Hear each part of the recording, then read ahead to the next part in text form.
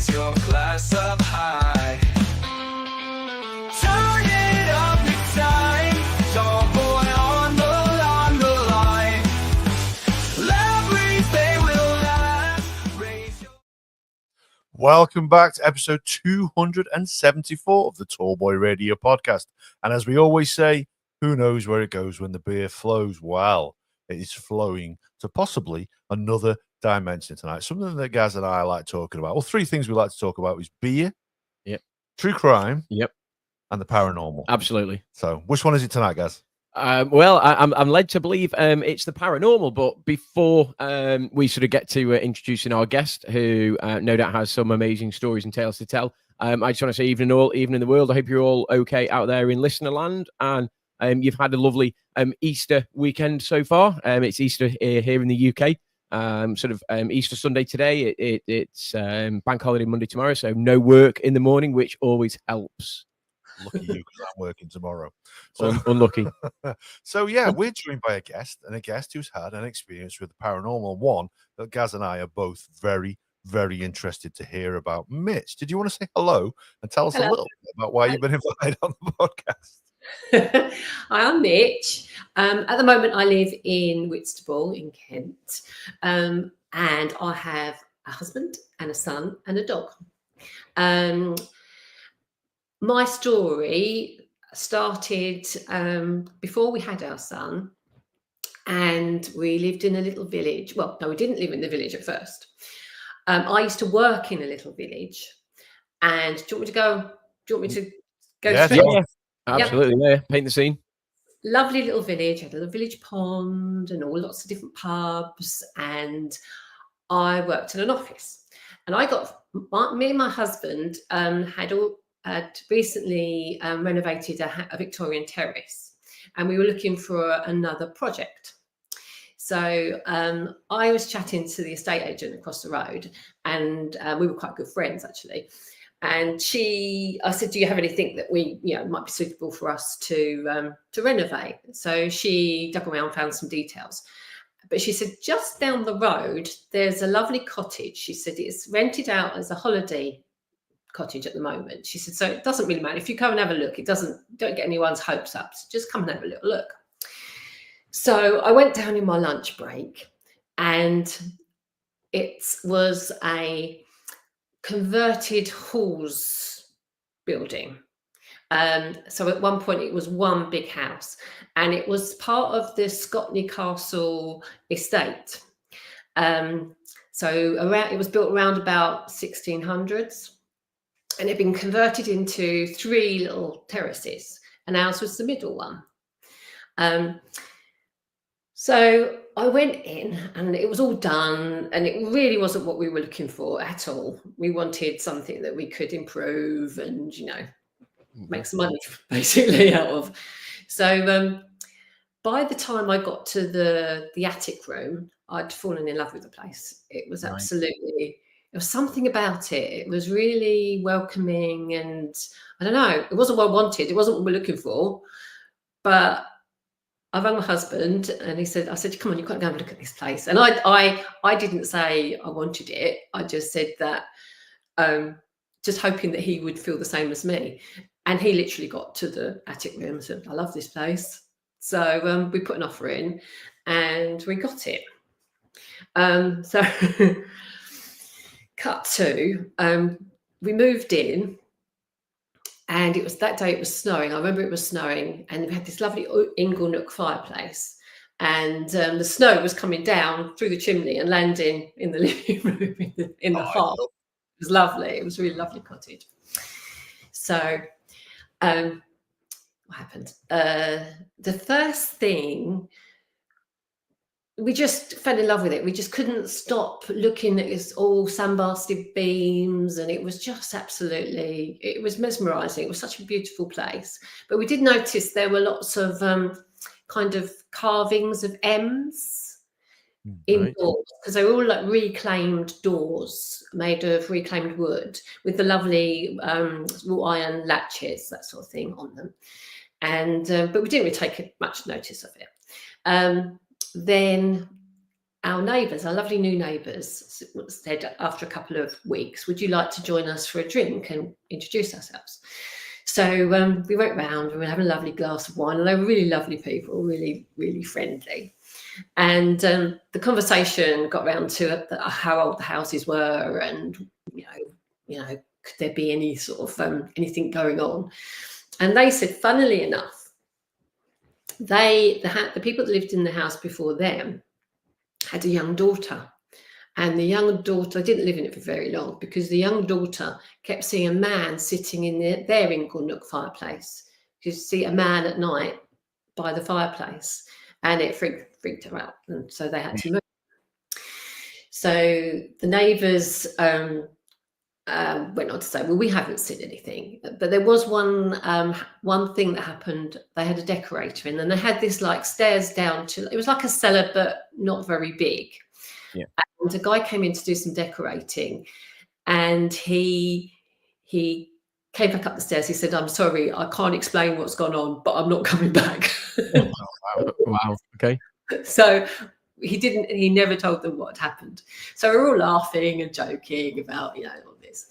So it's a lovely evening, and Jamie and I went home, and we got into bed, and we talking about the evening and how lovely it was. And we were joking around, and I said that their names were Carol and Ray. I said, Carol and Ray are probably washing up the wine glasses, cleaning them, spotting up the glasses, and the ghosts are going, whoa.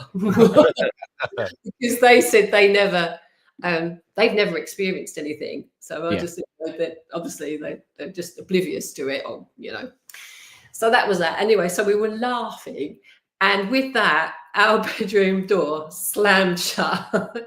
Just like, and we both looked at each other and started laughing. Well, that's ridiculous.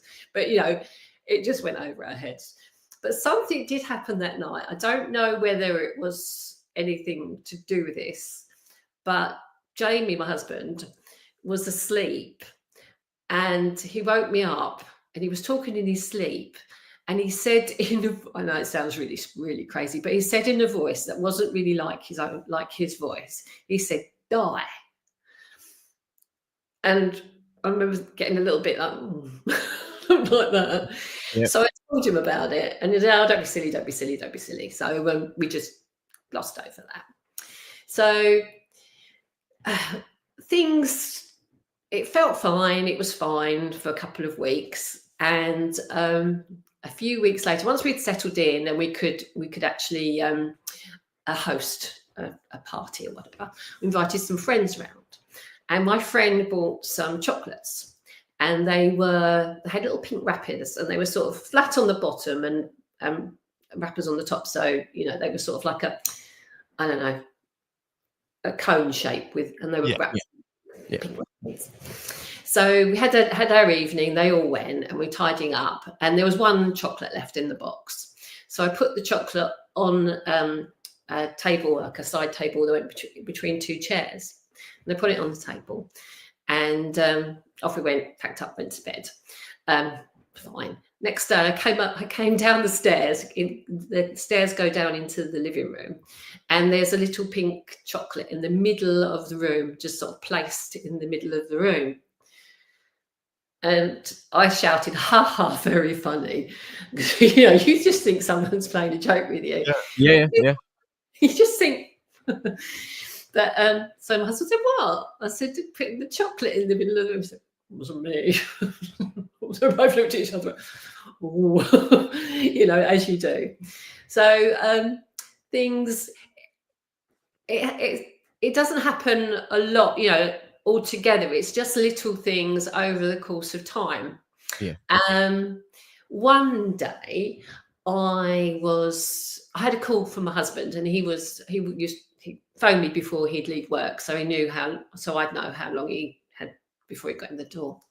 So he phoned me, and he said, I'm on my way, it'll be about 40 minutes. So I said, okay. So I thought, I've got time to have a bath and then come down and start dinner. So I went up and ran a bath, and about 20 minutes later, I heard we had our front door was so old, it had a key that was about a foot long and it was wrought iron. Obviously we didn't use that key, but that's how old the door is. It's really old door. And we had another lock on it that we used with a little key that you could fit in your handbag.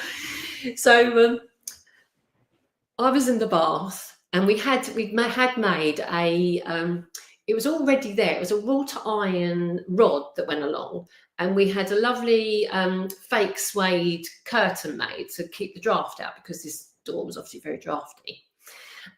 We'd also made a little gate, and no, actually, it was the old gate, because that was later. The old gate at the end of the garden, and so the gate used to squeak, and the wrought iron used to squeak. So I was lying in the bath, I heard the gate squeak and I heard the wrought iron pole squeak. And I was lying in the bath thinking, oh, he's home early. And then I heard footsteps on the stairs. And so I shouted out, well, that was quick. And there was no answer. So then you think, oh my God, there's somebody in the house. So dripping wet, running around, looking around the house, and there was nobody there. It was really...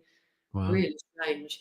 So that was one of the first of the strange things, really strange things that started to happen.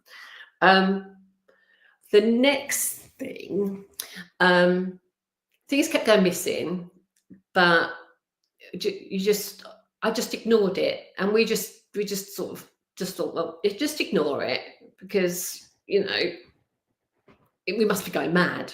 So I just look at my notes, just make sure I haven't got anything. All right, we're on track. Right, yeah. So, no, I think I skipped a bit. So, next time I saw my neighbour, I said that I inquired about the people that used to live there before us, and the guy had done the place up, and she said, because once we've been there a little while, I said, things are a little bit weird. She said, well, the guy that owned it, as he was renovating the upstairs attic room, he found a doll in the eaves, a little old Victorian or a little old doll, and he moved it to do the renovations. And she said, let's just say he had a little run of bad luck after he moved it. So I'm not saying any more. She said, but he put it back, and then they moved quite quickly after that. So oh, okay. Right. So that was something that had happened in the past in the house. Then what happened? So that was the run of bad luck. Okay, yeah.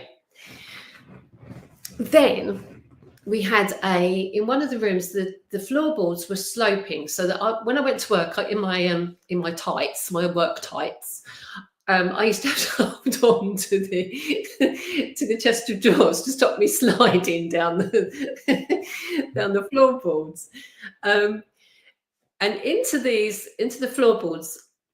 These floorboards went into like a cupboard that was like a built-in wardrobe, and the floorboards in the cupboards were very rickety, and you could get in the cupboard, and if you looked in the cupboard, there was a bricked up window in the cupboard, which was fascinating. Anyway, one day I dropped £1 coin and it rolled and it went under the floorboards. So my husband, every penny counts. So he said, oh, don't worry, I'll get it. So he managed to get round to getting the £1 coin out of under the floorboards. He said, you're not going to believe this. He said, he pulled up the floorboards, and underneath, sitting right next to each other, was the £1 coin and the kids, the magnets that go on, the letters that go on the fridge's magnet. It was an M, the letter M next to the £1 coin.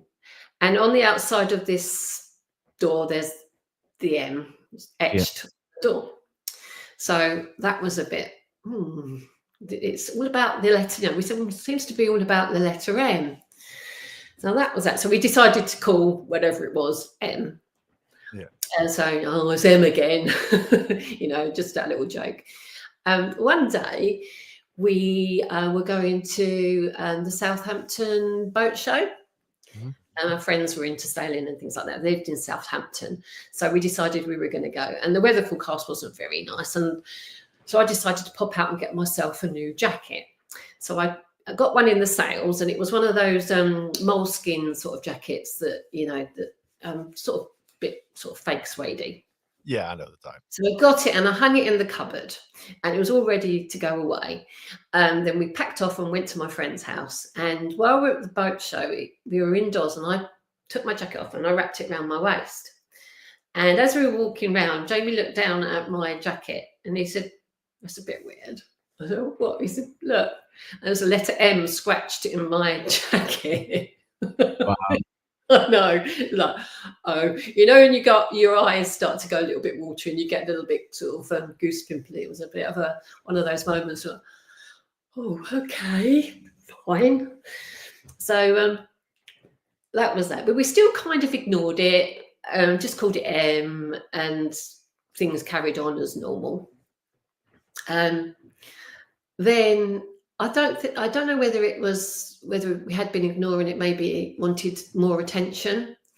So it was a normal afternoon, and it was about 4 o'clock in the afternoon, and it was broad daylight, and I was ironing. My husband was out, he was out doing something, and the cat was all curled up in a lovely little snuggly ball on the sofa. And so I'm ironing away. And all of a sudden, it went really, really cold. Just all of a sudden, just like, oh, what's that? And the cat got up, arched his back, and went flying out the cat flap. It was gone. What's going on? And with that, there were 3 really loud knocks, really loud bangs on the door, really quite frightening. Yeah. And no one could walk up our pathway without me hearing them, because it was really deep shingle that we had, and the gate goes, and there would have been mornings that there was somebody there. So I rushed to the window, and there wasn't anybody there, which was a bit freaky. So at this point, that really scared me. So I got a bit cross. I got a bit cross with it. I said, right, this is that really freaked me out. I said, please don't do that again, because that's not nice. So that was that. And then things started to calm down. I think it was because I did actually speak to it. I don't know. Yeah. Yeah, it was really strange. And other things used to happen. Things used to always go missing and always be there in places that you would look, the obvious place, it wouldn't be there. And then you go away and you come back and it's there again, or it would turn up in different places, it was very, very, very strange. Things like I remember on the windowsill I was growing some lettuce, some salad leaves, and I thought my husband had come into the kitchen, and I was looking at them. I said they're starting to sprout, and there was nobody there, but I really felt like there was somebody behind me, and just general things like that happened. Yeah. So I don't want to forget anything. What was it?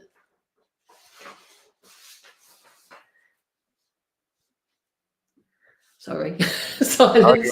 Carry on.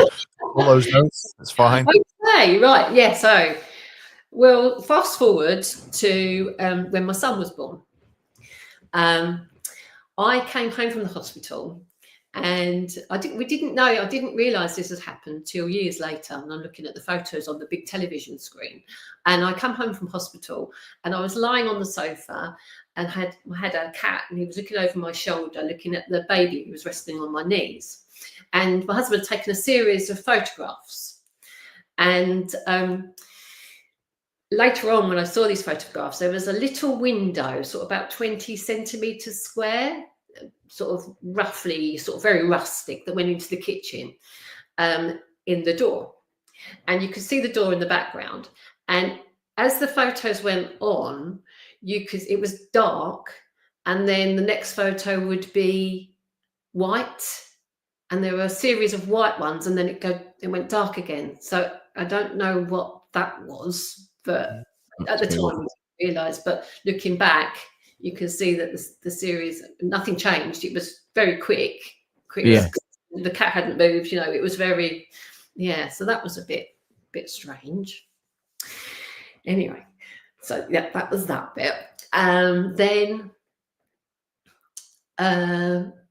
when Alex was about 6 months old, I put him in a high chair. He was didn't have very much, you know, at that age, they don't really have good dexter. No, I don't know what the word is, but he wasn't very good moving things. Yeah. So I had to pop up to the loo, which was upstairs. So I left him for a few minutes, but to keep him occupied, we had these they're like building blocks, but they had little cars and aeroplanes on springs in them. So I laid them all out in the line for him to look at while I went to the loo. So I went up to the loo. I was literally gone seconds or minutes. I came back down and the blocks had been stacked 3, 2, 1. Wow. So I was like, oh, thanks, Em. That was one of the things that happened. It was very calming, I think, when Alex came. Something happened, something changed. There was another time that, again, I had to leave. Because we had this big inglenook fireplace, we had an open fire. So during the months that we had a fire, we had a playpen for Alex to go in. So if I obviously went to the kitchen or went up to the loo, I can put him in the playpen and he would be safe. So this particular occasion, he was outside of the playpen, and I thought, oh, I'm only going to be a minute, and the fire, everything was safe, you know, the door was shut, then we didn't have a fire. So I popped up to the loo, and I came back down, and there had been some books in the playpen, and I thought for a minute, shall I give him a book? And I thought, oh, I'm only going to be a minute. So I popped up to the loo, and I came back down, and he had 3 of the books. And he had them, and he was looking at his books, and wow. Just how does that happen? That is very helpful, very helpful. Yeah. Well, so prior to your son being born, did you? I mean, obviously, other than those occasions, did you ever feel threatened? Did you ever feel like the presence in the house was there to harm you at all? No. We felt very, very, very welcomed. It was. We often say to each other, it was like the house chose us. Yeah. It really, something happened that we had to have that house. It was really, really strange. Although I don't think that particular poltergeist or whatever it was the only thing in the house. There was something else. There was something by the inglenook fireplace. There used to be a door. As you look at it on the right, there used to be a door, and there's like a wooden like beam, but you know, across, but it'd been filled in, so that would have been a doorway, and I couldn't look in that corner. There was something about if it was dark and I was coming down the stairs, I couldn't look over there. It was something over there that just didn't feel right. So there was definitely something a bit ominous, but it kept itself to itself, thankfully. There was also in the top bedroom where the wardrobe was, there was a fireplace, and my husband saw it because all this sort of thing, everything happened to me, and he said to me, "You can't tell people about this; they'll think you're mad." So I had to keep it quiet because nothing happened to him. Yeah. But he did say he used to always see it was like a misty cloud. I can't explain it. It was like your eyes went out of focus. It was weird. He can't explain it, but he used to see that as well. It's just like just an out of focus thing by the fireplace, just as you went in the door. And sometimes it was there and sometimes it wasn't. I don't know if it was a light or whatever, but that was that might have been something else. Yeah. Another thing, when they were quite, I mean, my son's 17 now, and you know, the camcorders that you have for the baby monitors. Yeah, we had one of those, And I used to have this little red light that used to light up the bedroom for him, so it was quite light in there, but not obviously too bright for him to sleep. And one day I was downstairs and I picked up the baby monitor and I saw one of the cuddly toys sort of move and fly, which was a bit weird. I did go up, but it was, very Wow. strange. Yeah. So before you moved into this house, then were you somebody who believed in this kind of thing, or did it not even occur to you? I was skeptical, and we lived in a Victorian house before, and that was very old. That was like going back in time. It had all the old gas pipes and it had wattle and daub and everything, but there was nothing there. Nothing felt strange there, and nothing happened there. So no, I wasn't really sure. Although when my nan died, I was very, very close to my nan, and she was the first person that I had ever known to die. And I think it was before her funeral. I had a dream, and it was like her being on TV, and she was there in her twin set and pearls, and she was telling me that she's okay, it's fine, I'm happy, I'm here with the dogs. So that stuck in my mind, that there must be something. I don't know whether that was just my state of mind, but I don't know whether they can come back and speak to you. I don't know. But yeah, that's the only thing that had really happened to me prior to the cottage. Yeah. And in all of the, you said it's not something that happens every day, and there's just little things that you sort of add together that makes you sort of get to this conclusion. Have you ever thought about, and I don't know whether this is even the right phrase in terms of like an exorcism as such, but have you ever had anybody to come in and investigate or check or research or whatever the phrase is, or is it something that you guys have now just sort of almost accepted and it's M and M will be M, and that's where we're at? Well, we moved, so right. But okay. before that, I didn't really feel that it was appropriate, because it's just not. I think it was happy there, because there's something else, some other things that happen. So there's more. But yeah, it was. I don't know. I was doing a reflexology course, and the lady I used to that run the course was very spiritual, and I never actually mentioned it to her, but she. The course was held in an office building, the theory part of it, and the offices were all empty. And when she went to get to try and book an office for the course, she said to the guy, "What's happened in this building?" She could feel that it was off, and apparently somebody had hung themselves in the stairwell, and there was a very bad feeling. All the offices were empty and it wasn't very good. She said to him, "If I can clear this place for you and make it a better atmosphere," she said, "will you give me some money off of my rent?" So he said, sure, if you can do that. So she did some sort of crystal, I don't know, she did some sort of crystal thing on the offices. And sure enough, all the offices were full. So after that, she was very spiritual, and I did think about asking her, but I just thought better let it lie as it was. Yeah. Did you have any idea then of previous residents with the initial M? Anything there that you'd heard about or maybe researched? I did do a little bit of research. It was a hospital at one point. And apparently the neighbours, the downstairs bit where the guy came out and couldn't explain it but had to go, that used to be a morgue. So, right. Okay.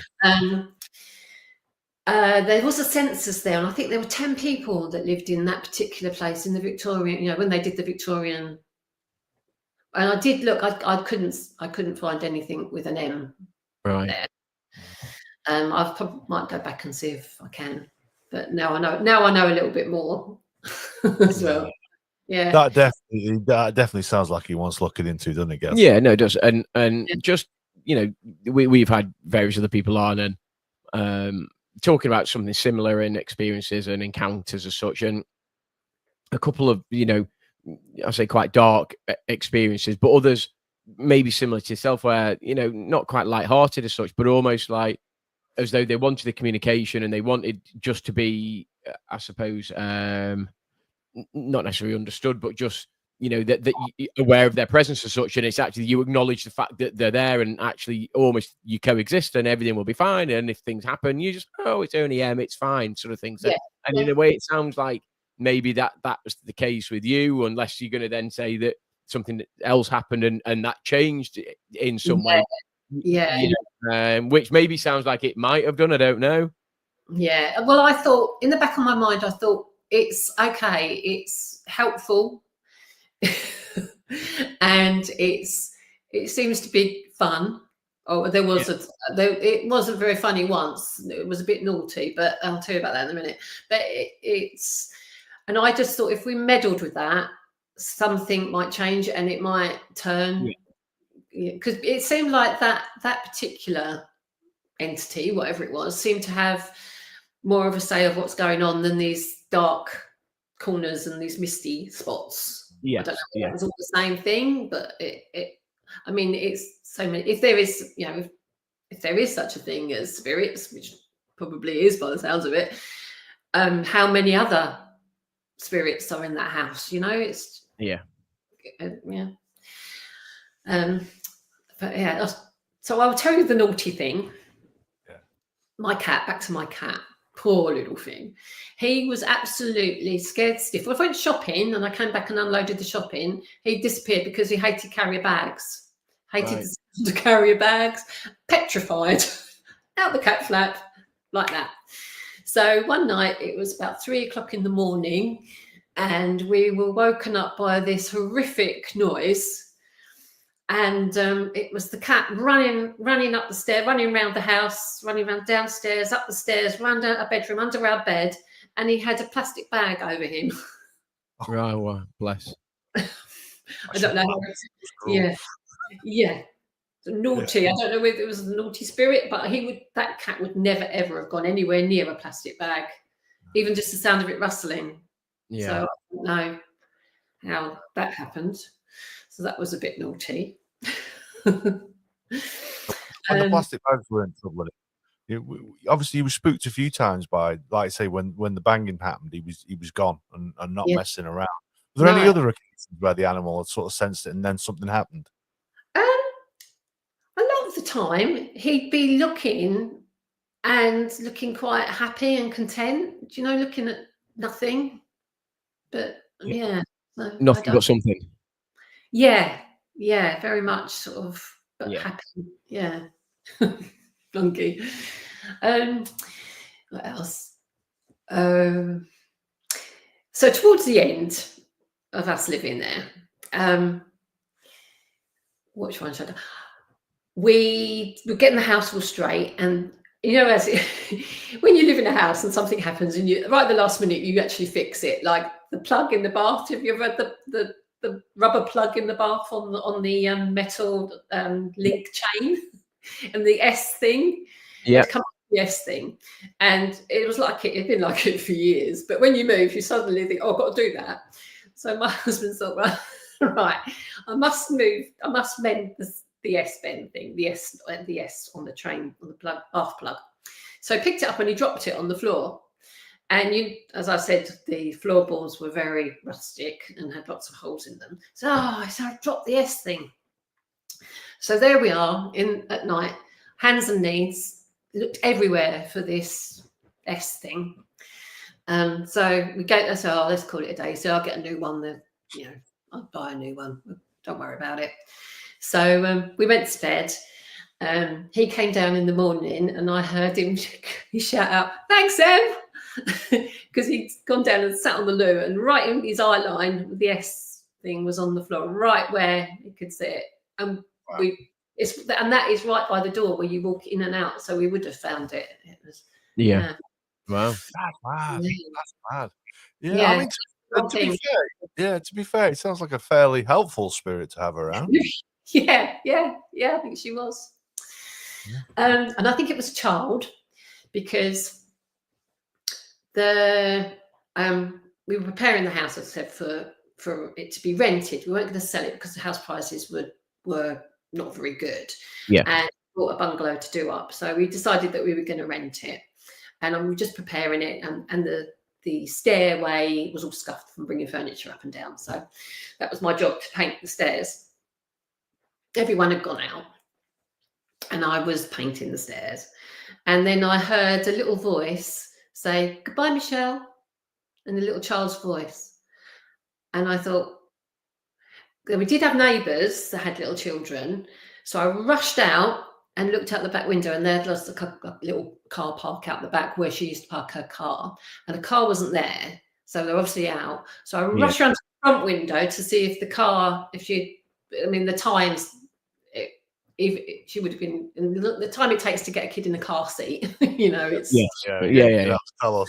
so so she wasn't there, and the car hadn't gone, so, and there were no other children around, so and that's the only, that was really, really weird, really strange to hear a voice.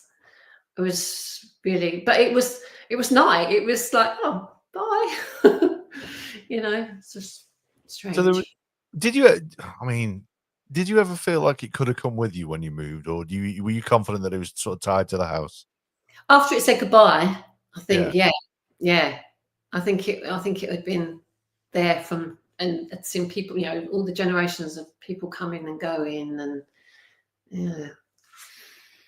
one of the things is it coincidence? Is it whatever? I don't know. I mean, you said Michelle. Obviously, Michelle is M. You said you felt as though that the house had picked you, not you'd picked it. Yeah. Because I'm just going through in my mind now, thinking, were the M's there, or were they placed there because they knew it was you, or they wanted you, and all of those things? Is it a coincidence that you're Mitch or Michelle, and all of a sudden it's like, well, that was why the M's were there, and that's what's playing around in my mind now. Yeah, it's really very weird.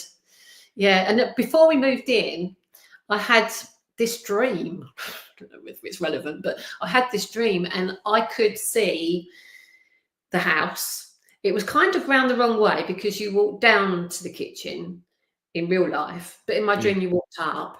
But it was the house, and you could see into next door's house. And I'd not been in next door's house. The lady that lived next door, the other side. And when I actually did go in that house, it was very, very similar to my dream. And because of the way the house was renovated, the floorboards the floorboards that were in my house went all the way under the wall into her house. Right. And smoke, and some of her smoke used to come up through the floorboards. But yeah, it was really, that was a bit weird. It was like it was meant to be, that we were meant to be there. It was was it a coincidence thing? And it just made me think then, like that sense of almost the house chose you, and the letter M, and the little magnetic letter, and all the M on your coat, and all of those things. I was like, I wonder whether or not that is something. I don't know. Because you see, in my mind, like the conspiracy theory and the believing in there is something, or putting those together, thinking, I think that maybe there is something in that. But other people will say, well, the cat running around with a bag over its head, he's obviously chased a mouse in there, and he's got it stuck on his head, or whatever it may. There would, I suppose, the skeptics, there would always be logical explanation. Yeah, absolutely. Yeah, but I suppose unless you're there and you've lived it and you experience it, that it's not those things. But the skeptics will always say that it is those things. Yeah. I mean, the blocks in a row stacked up. You must you must have baby brain. You obviously did it. Went to the loo, forgot, came down. Woo, Yeah, and the the books that were there, and the books that you had in front of you. You probably, again, it's one of those. Could he have reached over? No. Did you hand them to him? And again, baby brain. I don't know. But there would always be people that will say, "Oh, it's clearly not that. It's just that," and you're just attributing various things to it. But you've certainly got two guys here that absolutely believe that there is something, and listening to some of those stories, you're like, absolutely, there's something there. Yeah. And the really, really chilling bit is, so when we moved, my son was he's just coming up for 2. So we'd lived here, so 6 months. So it's about to, so we've probably been here 3 months. And the estate agent sent some pictures through of the house that was being rented, and to eventually get it put back on the market. But we would, because I knew them, we were getting it all organised beforehand. And so she sent the details through, and I had like the pictures of the house, and I had a picture of the living room with the fireplace and everything. And of course I showed him. I said, "Oh, do you remember our house?" And he said, "Oh yeah." I said, and he was pointing at the living room, dabbing it with his fingers, saying, "Friends, or friend." I said, "Yeah." I said, "That Ollie and Alfie used to live next door, the kids next door. They used to, yeah, you used to know the friends." And he said, "No." And he started standing up on tiptoe, and he said, "Mary." Wow. Oh, wow. Okay. Oh, wow. Definitely something. That was all eye-watering. So that's the M. So that ties us. Yeah, then that's why it's the M. Absolutely, yeah. That's why it's the M. No. Yeah, really, Have you ever heard from anybody who's lived there since? When it was rented, did anyone have any experiences or? There was a guy that lived there that I didn't actually ask him, but he rented it, and he didn't really live there. He had kids that he divorced, and he was renting it until he sorted out that's why it was such a short let. But he didn't really stay there a lot for some reason, and I don't know whether that's because maybe he thought everyone would think he was mad, and he wouldn't say why, but just maybe it was. But the fact that it was a holiday cottage before we bought it was a bit and then it's a holiday cottage. It's up for sale again, but you can see by the pictures it's a holiday cottage again. Okay. Right. So I don't know. Yeah, really weird. Seems people don't seem too comfortable staying there for any length of time. Yeah. Maybe the odd week or two, just as a holiday left, and then I've had enough now. Yeah, but obviously loved us. Yeah, it made it great. It really, it was lovely living there. It was really nice, and we really appreciated it, because I think, remember, before we knew all about what was going on in there, we just used to look at it and it's like a work of art. The beams were beautiful, and we had we love old houses and everything, and it was just such a lovely house. No, I mean, I guess maybe because you had a passion for the place and you loved it, and obviously you're taking the time to communicate with the spirit or poltergeist, whatever you want to call it. If somebody else had maybe heard those bangs, they could have been scared and could have said things that weren't so pleasant. You said you got angry that one time. Just out of interest, so that one time when you did get angry, did anything like that ever happen again to scare you? Any bangs like that? No. It was really weird. Yeah. It was, I didn't get scared. Well, I did get scared, but I rebelled. I was like, no, come on. Yeah. This isn't on. Stop it. And maybe it was that not the personal touch as such, but the fact that you did acknowledge that they were there, and I'm not saying that you were in their house, but at least that they probably would have lived in there at some point, or you are coexisting in that house, and just the acknowledgement maybe that they were there, as opposed to perhaps some other people that might not have been as maybe sort of get out of my house. Well, yeah, very, very much like, I live here, get out of my house. Who the hell are you to be in my house scaring me, sort of thing. And actually, from their point of view, it's probably, well, actually, you're in my house, sort of thing. And so I think maybe your approach to it, by the sounds of it, might have sort of placated, if that's even the right word. And you didn't make too much of it, and almost there was this coexistence going on. And actually, you were okay with that, and M was okay with that, if that makes sense. And I'd say maybe had it been somebody else, things would have been different, and things might have been a bit more sinister if they hadn't been quite as open and as I say, open-minded as such. The fact that it was there. Yeah. And we had a lot of fun. It was a happy house, very happy. So I don't know whether that sort of it wanted to be part of that Yeah. happiness. Yeah. And And again, you don't know whether or not, if you said you got the impression that M was a young girl and a young child, and maybe quite playful in nature, and the fact that it was such an open, happy, playful sort of house. Again, they wanted to effectively be part of the family, I suppose, really. But I can certainly imagine, many other people not being as open-minded as such, and shutting off to the fact that there was something, and almost being scared by it as opposed to embracing it, if that makes sense. yeah, it was very, very interesting. Can I ask how you slept? You know what I mean? When you first had those first encounters, like, so that first time when that door had slammed, Yeah. I'm not so sure I would have slept too well. I'm not so sure I would have slept that night. You'd had a couple of glasses of wine next door. Yeah, that always helps. That always helps. That makes sense. It is. Well, Jamie said the dye thing. He no. And then a little bit later, I don't know whether he said it, he made it up. He won't tell me, but he said that he, I was having a dream about art, and he said, and it was about how to dye things, and I must have said dye in my sleep. So, Yeah, I'm calling BS on that. Well, again, you would get the skeptics that would say it's some sort of snore and it just sounded like a word, or it's a noise or something, or and you're just talking in your sleep, or whatever it, you can very much see that the skeptics that are out there. And I say there's two guys here that absolutely aren't skeptics. You can understand why they might say that it was this or it was that, but again, the believers as such, if that's who we are, if that makes sense, would very much think, yeah, absolutely. You can imagine an unearthly voice coming out of somebody, or saying something, or being not possessed to any malevolent stage as such, but just an otherworldly noise or voice or sound coming out.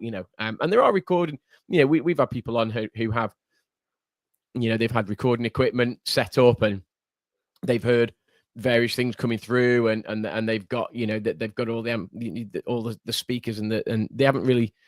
To be fair, we've had a couple of, I say, ghost hunters and stuff, and we've quite regularly have a few listeners on a Tuesday that sort of that tune in, and they absolutely, and I say they don't make a living out of it, but it's a bit of a pastime hobby of theirs, and they literally will go to haunted places to try and capture evidence and almost bust the myth, I suppose, in terms of is there something there? And these guys absolutely, they do believe that there is. Yeah, I think there must be. Really do. Yeah. My husband, he's very skeptical, but he was just recently, about a year ago, working on a big Victorian house down near Broadstairs, Birchington sort of way, and he was working on the top flat. It was a lovely house, had been converted into flats, and he'd finished the job. And he was just about to go, and he remembered that he said he'd sort the lock out for them. So he somebody put something over the lock so he couldn't use it. So he took that off, and then he locked it to see if he could get it sorted. But he managed to jam the bolt into the bit that goes into the wall, into the door, and he couldn't. He had to really, really push against it to try and get it open. But he said it got to the point where the key was like it was going to break. So he decided, and he was due to go. He virtually locked himself in. So he's like, end of the day, I just want to get home. So he popped off got his tools, and he was looking for a grinder or some sort of, I can't remember the name. He said some sort of grinder to get in there and then get them another lock. So he went off to get it, and he could hear keys.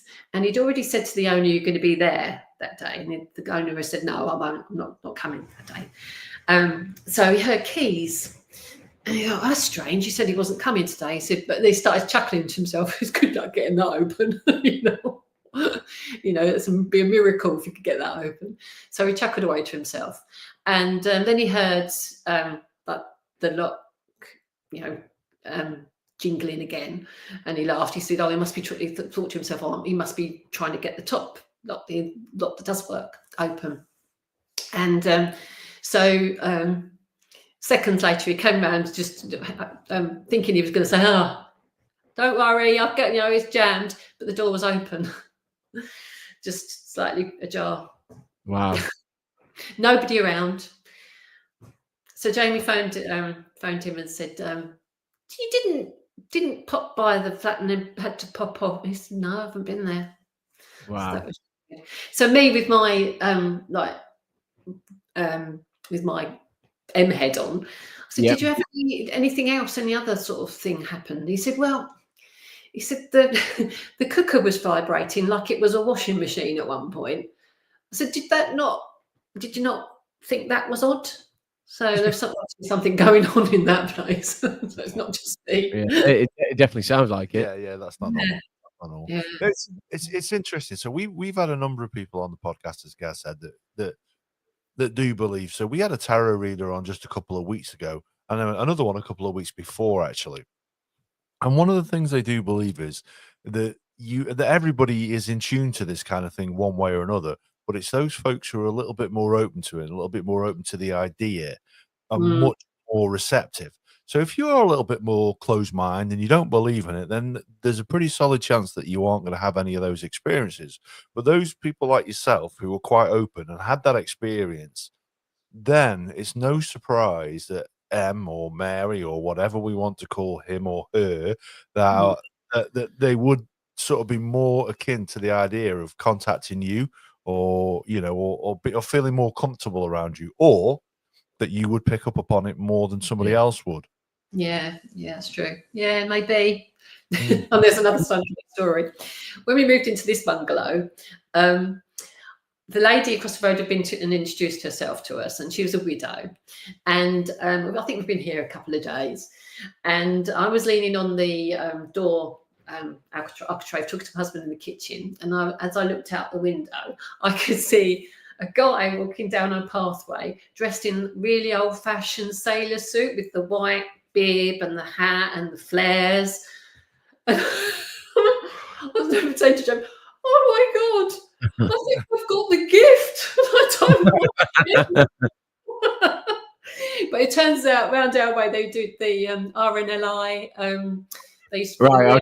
through, and I think he was part of that, because I rang about my mum because she was around the corner. And I said, "Is there anything going on at the moment?" She said, "Oh, I've just had a leaflet through for the that must be it then." Yeah, that is the logical explanation for that one. Yeah. Maybe the stacking of blocks, maybe not, but yeah. And just come back to what Adam said. I think there's definitely something in it in terms of people being more open, and I wonder whether or not, I say, is it an aura? And I don't know this. Is it an aura that these spirits, these poltergeists, can pick up on and say, actually, you're more receptive, or you are more open, and therefore, and again, whether or not to them there isn't, well, obviously we won't recognize it, see it, be aware of it, but maybe to them, there is this aura which sort of, and it's not quite as simple as a tick or a cross type thing, but you are more susceptible, you are more open, and therefore, if I do wish to communicate, I'm more likely to get a positive response if I gravitate towards that person as opposed to that person, because the aura of that person would dictate that they're perhaps not quite as open and receptive. And I don't know that, and it's not even a working theory. It's more just, I wonder whether or not that there is a perception from these spirits as to who is more open, or, and again, you go back to the skeptics, every single thing that happens has some form of logic. It's a gust of wind that's moved the curtain, or it's a latch that's fallen, that's banged, and there was a window that you left open that shut, that made the bang, or whatever it may be. There's always, and we laugh. A couple of the guys on our podcast, one in particular, one of the hosts is massively skeptical, and I mean, like, if on a continuum, if me and Adam are over here, he's over here, and he really is. Like, if something bangs, it's a cat flap. If there's a shadow, it's a curtain waving. And me and Adam are like, "Oh no, look, that's definitely something." He's like, "Dude, it's a curtain," or whatever, So he's definitely on the other side of the spectrum, isn't he? And he would always have some sort of logical reason as to why it wouldn't be. Yeah, which is why, if anything were to contact them, they wouldn't contact him because they'd be wasting their time. Yeah, and again, and it goes back to that, and I wonder whether or not that there is something in that. And I suppose, that they, if we have any spirits or poltergeists or whatever they are, entities, are they more likely to come to me and Adam? Maybe because we do believe that there is something, as opposed to, this other guy who maybe doesn't believe and isn't open and receptive to it. And I don't know whether that's the thing or not. No. Well, there's another thing that happened. It's nothing to do with ghosts really, but talking on the lines of, are you receptive to things? We were in Canada and we did the Toronto to Vancouver train ride and via rail. And one day we were on the train, and we were in the observation cart, which is like a big dome on the top of the train, and you can look across. And we've been through the mountains, but we started going through somewhere that was really flat. I think it was Edmonton or something. I think it was Edmonton, and I didn't know it was Edmonton at the time. And we're going along, and I saw something, and I turned around in my seat, and my husband said, "What's the matter?" I said, "I think I've just seen a dead body." He said, and and you just think, what do I do? What do I do? I don't know where I am. So I sat there for ages, really, really quite disturbed. Yeah. I said, "Well, should I tell?" Because we had like a tour guide called Peter. So should I tell him? He said, "Well, there's no point because we've gone. Where was it? You couldn't really tell where it was." So we carried on, but it played on my mind. And then we got to our hotel later on. We stayed in a hotel. Got to the hotel, and I put the news on because I just wanted to see. And it wasn't the day after, but I think it might have been the next hotel, and we had the news on. And a lady had been found dead in Edmonton, and they had it on the screen, and the hay bales, and you could see the train track. And Wow. I said, I told you. Wow. And yeah. Mad. And how could, How could you know that? B, how could you make that up as such? And if it's, I mean, I don't know. Obviously, I don't know you, but you strike me as the sort of person that isn't necessarily going to just off the cuff make up I've just seen a dead body there. It's like, and then for it to be relatively accurate in terms of the news story. And I mean, again, the skeptics would say, "Oh, you've probably heard it at some point and not really registered it, and it's your subconscious." Absolute crock of shit. At this point, I'm now like, there's definitely something here. I'm an empath or something. Yeah. Well, no, the interesting thing for me is how we started this podcast and how you shared that story about the dream that you'd had about a grandma coming to you. So I'll tell you a story so the house that we live in now has no age to it at all. It was built 7 years ago. We're the only people who's ever lived here. And that's the nature of the beast. So the house we were in before was built during the Second World War, or before the Second World War, for the munitions workers in the local factory. And my wife used to really struggle to get to sleep there because she said she could always hear voices. And she said, "I can't switch off a night. These voices drive me crazy." And I thought, whatever. I'd had a glass of whiskey. I slept just fine. And then, all right, Jack. and then we moved here, and she said, "That's the best night's sleep I've had in a long time." And bearing in mind, we had a 7-month-old daughter at the time. And she said there was no voices. There was no voices. So I always felt that she was in tune to it.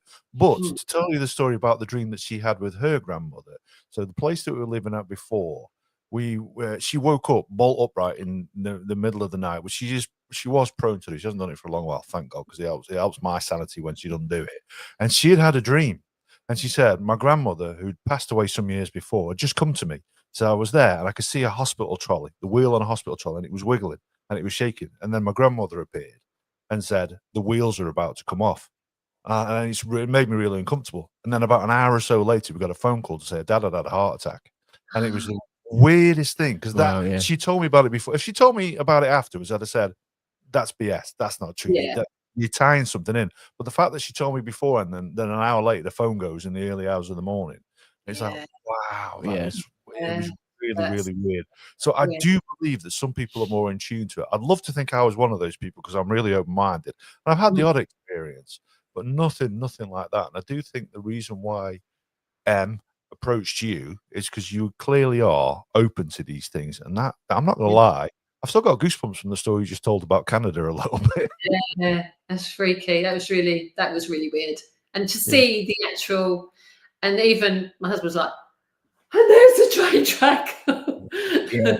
Yeah, in the distance. And I say, you know, just from the story, you would have no way of knowing that as such. You would have no way of no preconception of the story, no pre-knowledge of the story, no pre-knowledge certainly of the environment, the terrain, the track where you were going, and etc. And then for you to say that, well, see it and then say that, and then it come up on the news like the day later or 2 days later that a woman was found, like you would have no way of knowing that. Like No. that isn't something that you would contrive. And again, you sound you look and you sound like a very, you know, I say normal person. You know, why would you contrive that? You know, it's not something that sane people do, is it? You know, I just make up stories. I see dead people. It's like, really, do You you? made a film about that. Yeah, they did, yeah. Yeah. But no, But- it really did disturb me. It was really like, oh, and you know, panic. Like, well, what do I do? Yeah. Yeah. Wow. What do you do? What do you do in that situation? Yeah. Yeah. What do you do? I mean, from the train. What I mean, it was. We didn't have really good mobile phones back then. It was a long time ago. So you know, Yeah. you can't phone anybody or. So. And again, you're not going to, you know, it's not. Yeah, well, I say it's highly unlikely that at that point they're going to stop the train. And what can you do at that point? You know, it's nothing. Is it, you know? Yeah, I know. Yeah, it's very strange. Yeah. Just a question that we saw. You know, you were telling the stories there, and I didn't want to interrupt you at the time because I was loving listening to them.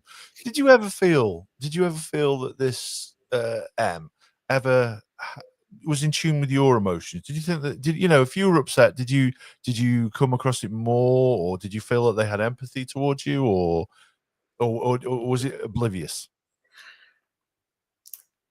Yeah.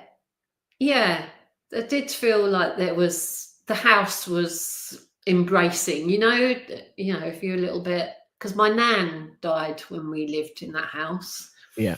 And it did feel there's something did change that was quite, I don't know, I can't explain it, but yeah, something. Just, you know, they quite, I say they, you know, the people that study this, and certainly people that we've had on podcasts and stuff, have said that, you know, that the poltergeist spirits and entities, whatever it is you want to come, that they are quite attuned to effectively human emotions, and they can tell, Yeah. you know, and just, I mean, Adam's question, you know, just quite interesting as to whether or not M was attuned to how you were feeling your emotions at various points through your life when you lived there, and you know, if you were angry, was that something that M then did that you could say, well, actually she did that because, or he or she or whatever, did that because I was angry, or did that because I was sad, or did that because I was happy, or, you know, and were you in tune with each other in the house as such, you know? Yeah, and maybe. again,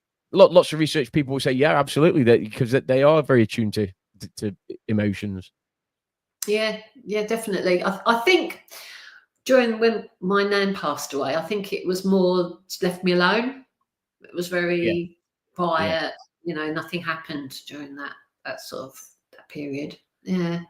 So maybe that was what it was. Maybe time, you know, maybe time of morning, and it now. And you mentioned earlier, you know, the home was a very happy place, a very playful place, and actually maybe it was maybe now isn't the right time, and it was a time for mourning, and just to, you know, not make themselves known. And actually there was that period of time, and then when that passed, it's like, oh, well, actually now we're okay again, sort of thing. It's weird, and I'm just putting two and two together, probably making five. But you know, because I am a believer, and you do add all these things up. You know, I wonder whether that is the case.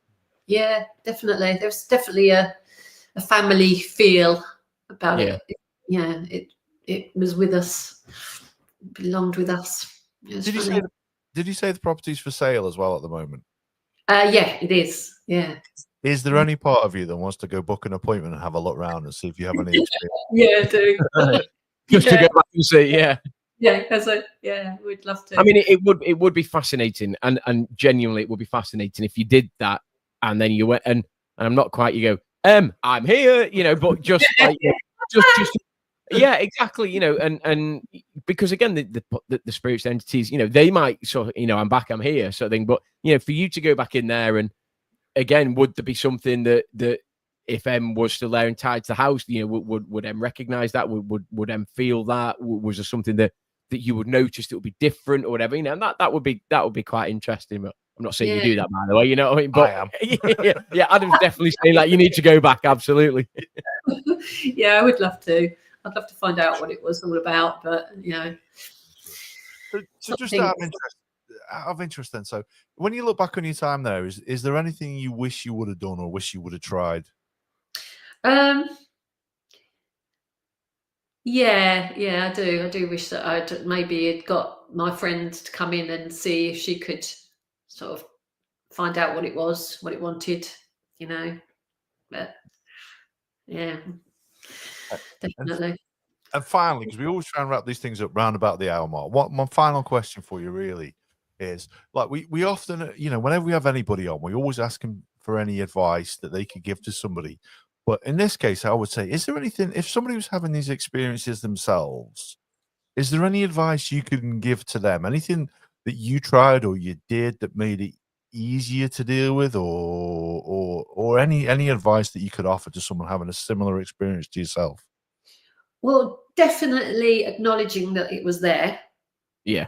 and telling it off for during when it did the scary stuff. I think Yeah. that definitely would, I don't know if it would work for everything, but obviously if it was a child and an adult was telling it, pack this in, Yeah. obviously worked. I don't know whether that would work for something that was a bit more malevolent. Yeah. Just me.